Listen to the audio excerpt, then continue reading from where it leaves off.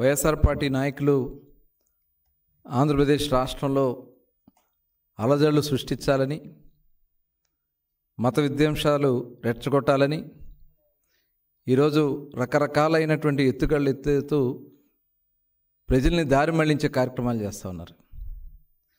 ఈరోజు టీటీడీకి సంబంధించినటువంటి గోశాలలో మరణాలు జరిగినాయి, గోమరణాలు జరిగినాయి అని చెప్పి ఒక కొత్త అసత్య ప్రచారానికి కరుణాకర్ రెడ్డి గారు దిగుతూ ఉన్నారు.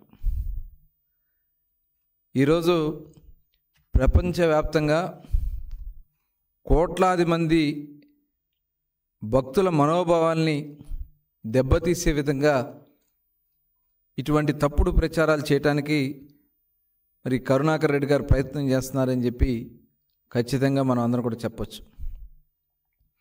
తిరుమల తిరుపతి పవిత్రత మీద, స్వామివారి గురించి కూడా మరి గతంలో నల్లరాయది, దాని మీద చెప్పు విసిరితే ఏమవుద్ది, పెకలించేస్తామని చెప్పి మాట్లాడినటువంటి వ్యక్తి ఈ కరుణాకర్ రెడ్డి. ఇవాళ ఆయన వచ్చి ఇటువంటి ప్రశాంతతకు భంగం కలిగించే విధంగా ఇటువంటి ఆరోపణలు చేసే కార్యక్రమానికి వైఎస్ఆర్ పార్టీ నాయకులు దిగజారుతూ ఉన్నారంటే ఇవాళ మనం అందరం కూడా ఆలోచించాల్సినటువంటి విషయం.